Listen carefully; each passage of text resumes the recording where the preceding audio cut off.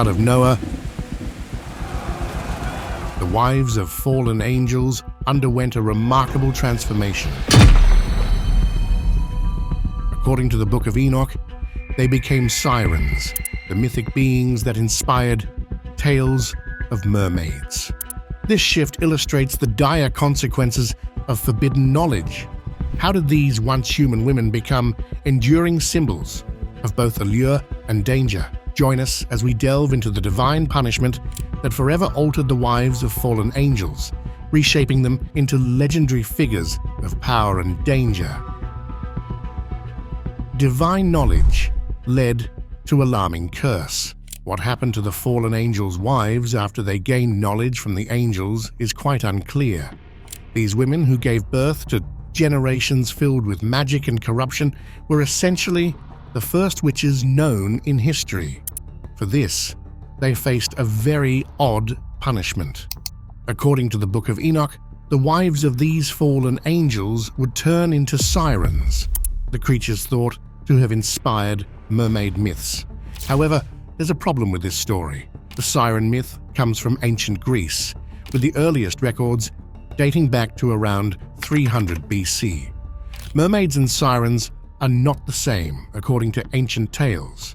Sirens in these stories were bird-like beings that flew over ships, luring sailors with their enchanting songs, only to cause their ships to crash on rocky shores. If the fallen angels' wives truly became sirens, they would have looked more like birds rather than sea creatures. So it makes more sense to think of them as songbirds of the ocean, their haunting songs still leading sailors to their doom. The change from heavenly beings to such cursed creatures shows the strange mix of their gained knowledge and the severe consequences. These women, after being with the fallen angels, turned into beings that were both attractive and dangerous. The mix of divine knowledge and human wrongdoing led to a legacy that was both magical and tainted, changing the fate of their descendants forever. This strange punishment highlights how myth and history often blend in unexpected ways. The tales of the fallen angels' wives became stories of seduction and danger, showing the high price of forbidden knowledge. Their story, woven into mythology, reminds us of the complex ways in which myths and history mix, leaving us to wonder about the true nature of these women. They were seen as both powerful and cursed, their lives forever changed by their association with the fallen angels. These stories show how the women were punished in a way that matched their perceived wrongdoing. By turning them into sirens, they were forever marked as dangerous and enchanting. This transformation served as a lesson about the risks of gaining forbidden knowledge and the severe consequences that could follow. Their story is a blend of cautionary tale and myth, reminding us that some knowledge comes with a heavy price. The wives of the fallen angels became symbols of both power and peril, their lives and legacies forever changed by their choices and the divine punishment they received. Their tale is a reminder of the complex interplay between divine power, human actions, and the stories we tell to make sense of them. In the Bible, there's a story about the women the fallen angels married. This story is found in Genesis 6:1. As people started to spread across the earth, daughters were born. The sons of God saw how beautiful these women were and decided to take them as wives. The Lord, seeing this, said, "My spirit will not put up with humans forever, for they are only flesh. Their lifespan will be 120 years. During this time, and even after, giants lived on the earth. These giants were the children of the sons of God and human women. They became the powerful men of old, known as heroes. God looked down and saw that human wickedness was great, and every thought and intention of man's heart was always evil. He regretted that he had made humans and felt deep sadness. So God decided, I will wipe out humans whom I created from the face of the earth, men, animals, creatures that move along the ground, and birds of the air, for I regret that I made them." However, Noah found favor in God's eyes. This is the beginning of Noah's story, the man who would be chosen to carry on God's plan, bringing hope in a world full of corruption and sin. The sons of God taking human wives and producing giants is a strange part of the Bible. These giants, born from such unusual unions, were seen as powerful and heroic figures. They were known for their strength and deeds, standing out in a world already filled with wickedness. This union between divine beings and humans was a significant part of why God decided to wipe out almost all life on Earth. God's regret and sadness are striking here. He felt deeply troubled by the constant evil in human hearts. This was not a minor issue, it was a profound disappointment. The creation that was once declared very good had become corrupt. Human thoughts were perpetually evil, leading to a world where violence and wickedness were the norm. In this bleak setting, Noah's righteousness shines brightly. Amid all the corruption, Noah found favor with God. This favor was not just a casual liking. It was a significant grace that set Noah apart. God saw in Noah a glimmer of hope, a chance to start over. This led to Noah building the ark and surviving the flood, carrying with him the seeds of a new beginning for humanity. This part of Genesis is a powerful reminder of the deep flaws and potential within humanity. The story of the fallen angels, human women, and their giant offspring serves as a backdrop to the broader narrative of human sin and divine judgment. It's a tale that underscores the tension between human freedom and divine will, between creation and destruction. The decision to destroy all life except Noah and his family shows the severity of the situation and the hope for redemption. Noah was known as a good and upright man, always close to God. He had 3 sons, Shem, Ham, and Japheth. The earth, however, was a total mess, full of corruption and bloodshed. God looked down and saw that everything was ruined. People had messed up his creation, and he was fed up. God told Noah, "The end of all flesh has come before me. The earth is filled with violence because of them, and I will destroy them along with the earth."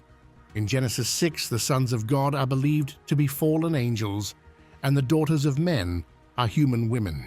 These heavenly beings couldn't resist the beauty of human women, so they took them as wives.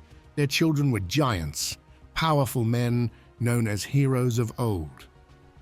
Noah stood out because he found favor with God. In a world full of evil, Noah was the one good man. This favor was not just a simple liking. It was enough to save Noah and his family from the flood that God was planning to cleanse the earth of its wickedness. Noah built the ark and saved a pair of each animal species, ensuring life would continue after the flood. Now, about the women who married these fallen angels. How did they become sirens, the first witches on earth? This change from human to mythical creature shows how myths sneaked into early Christian beliefs. By the 4th century, when Christianity replaced pagan beliefs, believing in literal sirens was discouraged. Sirens, often depicted as women with bird-like bodies, were seen as part of old pagan stories, not fitting with the new Christian views. God's regret and Noah's survival. The story of the fallen angels and their human wives shows the ancient struggle to mix divine beings with human life.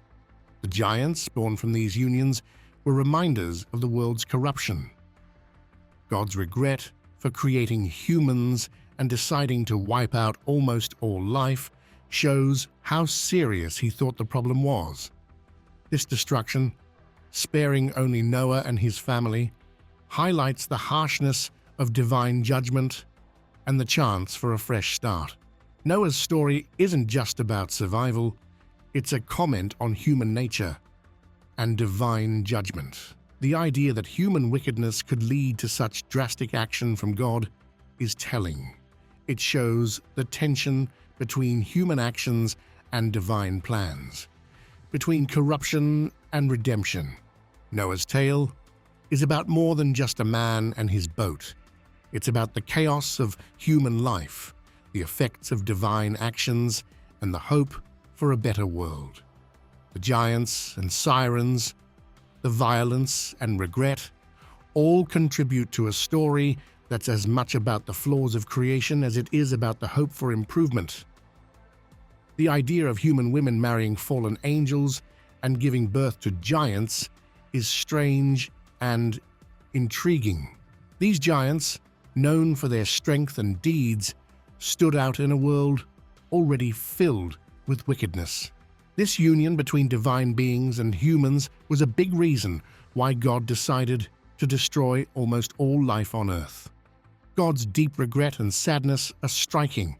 He felt troubled by the constant evil in human hearts. This wasn't a minor issue. It was a profound disappointment. The creation that was once declared very good had become corrupt. Human thoughts were always evil, leading to a world where violence and wickedness were the norm. In this dark setting, Noah's righteousness shines brightly. Amid all the corruption, Noah found favor with God. This wasn't just a casual liking. It was a significant grace that set Noah apart.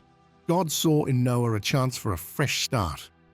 This led to Noah building the ark and surviving the flood, carrying with him the seeds of a new beginning for humanity.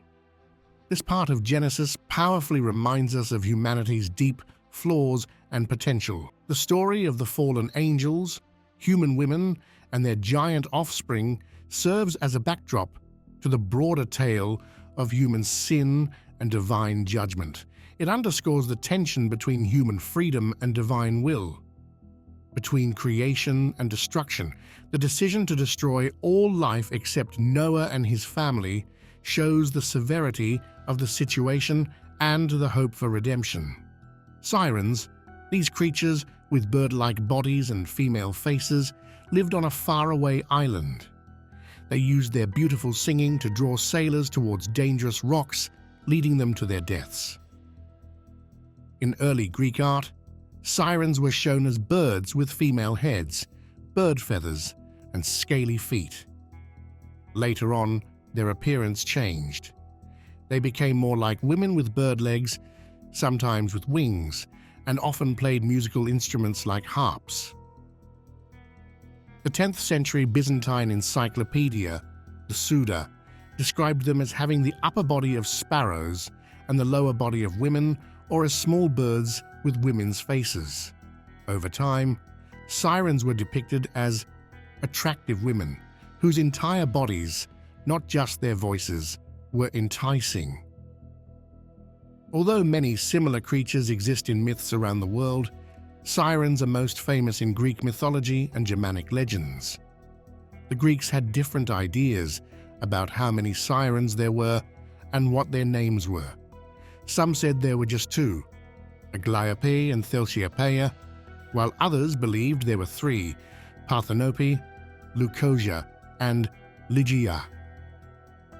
Another tradition mentioned 5 sirens, and some even said there were up to 13, with names like Paesinoi, Aglophonos, and Thalciope. This shows how myths can change and evolve over time. The lure of the sirens, with their mix of bird and human features, represented a twisted version of femininity. They used their beauty and singing to trap and destroy those who listened. Their very existence was like a cruel joke, showing the dangers of being too easily charmed or lured by beauty. Sirens were more than just mythical creatures. They were symbols of danger, warning people about the risks of temptation and the deadly consequences of not being cautious. As their stories changed over time, sirens became even more enchanting and dangerous, reflecting how humans are both fascinated by and fearful of the unknown. Sirens had a way of blending human and bird traits in a way that was both fascinating and unsettling. Their songs were so beautiful that sailors couldn't resist, leading them to crash their ships on the rocks near the Sirens' island. In early depictions, they looked more like birds with some human features, but later they appeared more human, though still with bird legs and sometimes wings. They often played musical instruments, adding to their charm and danger. In the Byzantine encyclopedia called the Suda, sirens were described differently. They were sparrows from the chest up and women below, or sometimes small birds with women's faces. These descriptions show how the image of sirens changed over time, reflecting different interpretations and artistic style. Sirens were known for their ability to attract and trap. Their beauty and music were their weapons, leading many to their doom. They were a mix of beauty and danger, a reminder of the risks of being too easily swayed by charm and allure. Sirens were not just characters in stories, but symbols of caution, warning against the perils of giving in to temptation without thinking of the consequences. In Greek mythology and Germanic legends, sirens played a significant role. The Greeks had many different stories about them, with varying numbers and names. This inconsistency highlights how myths can be fluid, changing with each retelling. Sirens remained a powerful symbol throughout these stories, embodying the blend of allure and peril. Their evolving depictions, from bird-like creatures to more human figures, show how their legend grew and changed, reflecting the human fascination with beauty and the unknown. Sirens were famous for using their beautiful songs to lead sailors to their deaths. Living on a distant island, surrounded by dangerous rocks, they sang so sweetly that sailors couldn't resist and crashed their ships. In early Greek art, sirens were shown as birds with women's heads, covered in feathers and having scaly feet. Later on, their look changed to more human-like forms with bird legs, sometimes with wings, often playing musical instruments like harps. The 10th century Byzantine encyclopedia, the Suda, described them as sparrows from the chest up and women below, or small birds with women's faces. Over time, sirens became even more alluring. They were depicted as beautiful women whose whole bodies, not just their voices, drew people in. Though many cultures have similar creatures in their myths, sirens are most famous in Greek mythology and Germanic legends. The Greeks couldn't agree on how many sirens there were or what their names were. Some said there were 2, Aglape and Thelxippia. Others believed there were 3, Parthenope, Leucosia, and Ligeia.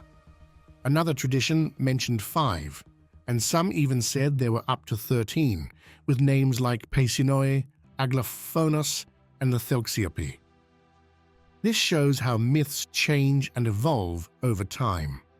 The sirens' parentage also varied. Some believed their father was Phorcys, a sea deity who also fathered the original Gorgons and other monsters.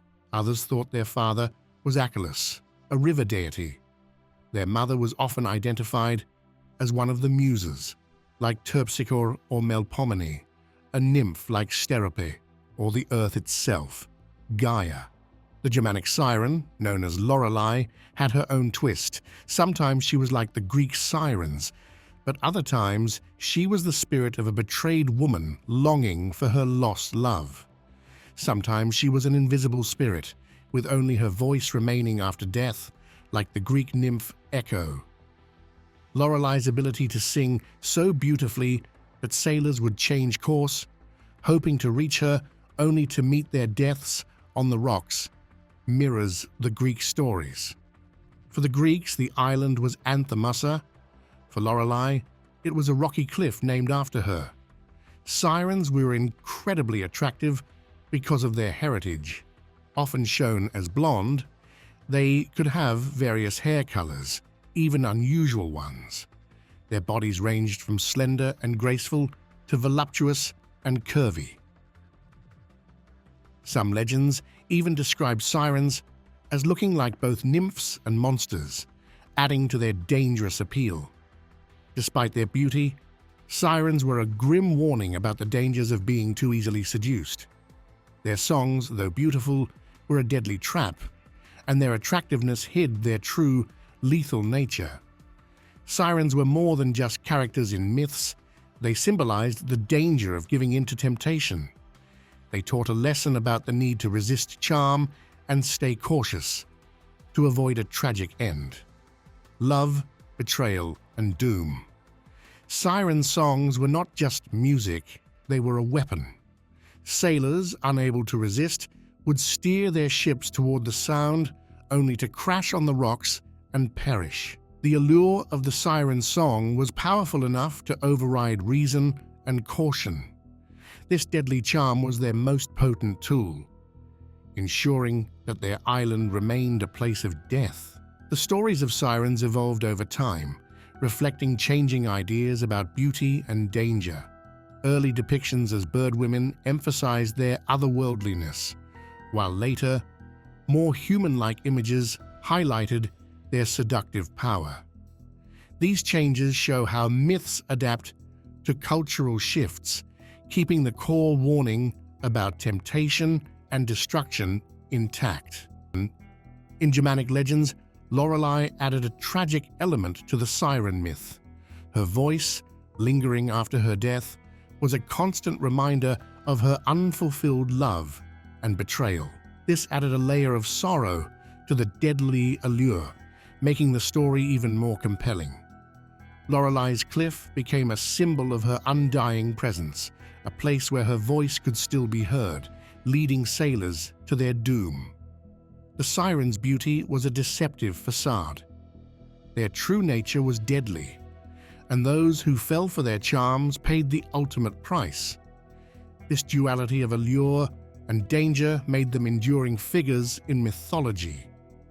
They were a constant reminder that not everything beautiful is harmless, and sometimes the most attractive things can be the most dangerous. Over time, sirens have become symbols of the perils of temptation. Their stories teach that yielding to allure without caution leads to disaster. Sirens embody the ultimate warning against letting desire cloud judgment, a timeless lesson that remains relevant across cultures and ages. Their myth continues to captivate because it speaks to a fundamental human experience, the struggle between desire and caution.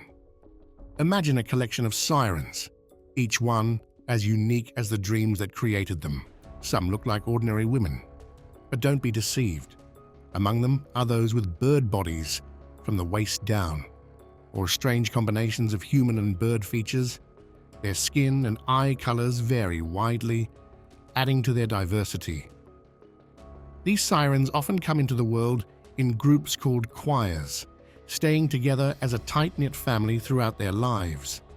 The oldest sister, usually the one with the most mesmerizing voice, naturally becomes the leader.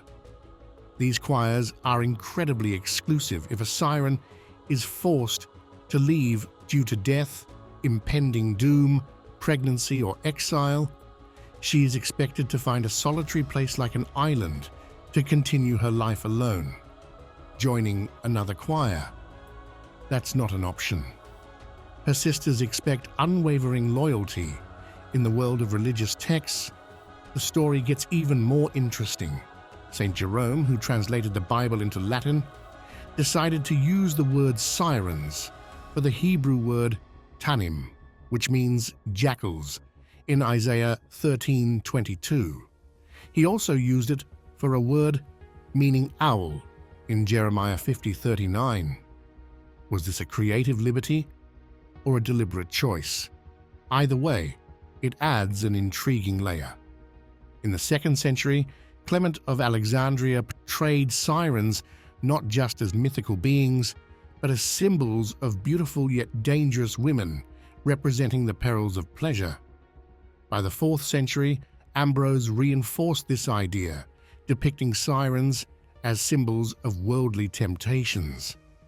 This theme became a favorite among early Christian moralists. These ideas gained even more traction thanks to Isidore of Seville's writings, firmly establishing sirens in the realm of moral symbolism. While early Christians might have disapproved of Greek myths, they had no qualms about repurposing those stories to fit their moral lessons, turning sirens into cautionary figures. Siren myths through the ages. Imagine the world of sirens a bit deeper. Picture their everyday lives bound by their choir. These sirens are born into a group and stay loyal to it for life. The bond is so strong that if a siren must leave due to death or other serious reasons, she isolates herself, finding a secluded spot to live out her days alone. There's no option to join another group, no second chances.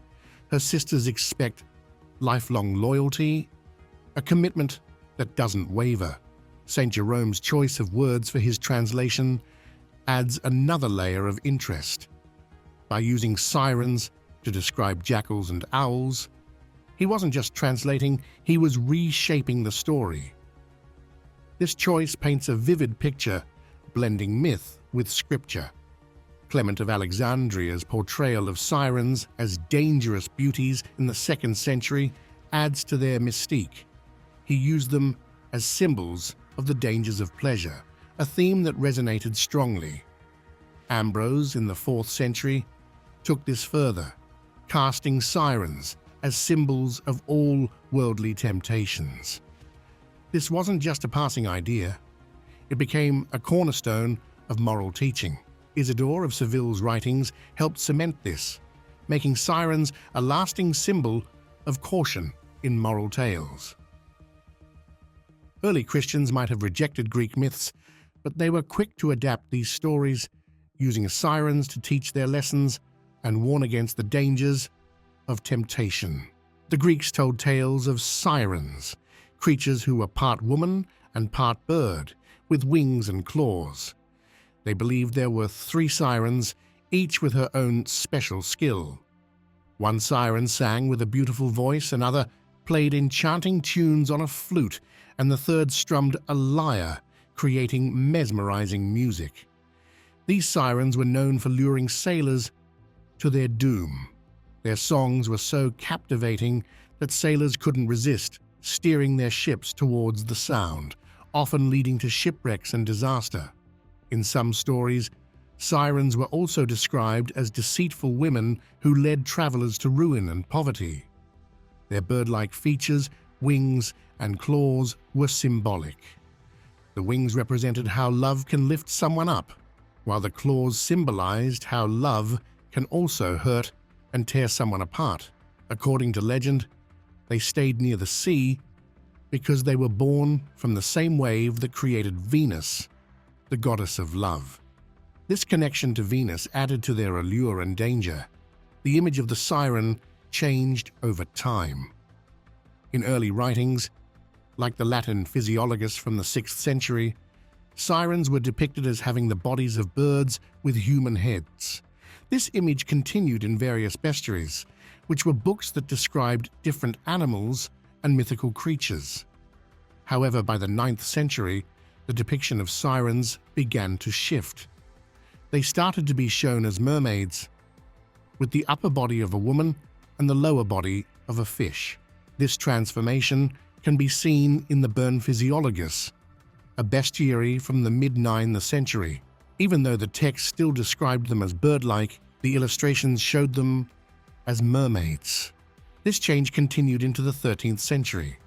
An English bestiary from around 1220 to 1250 depicted sirens as mermaids swimming in the sea, despite the text describing them as bird-like down to their feet.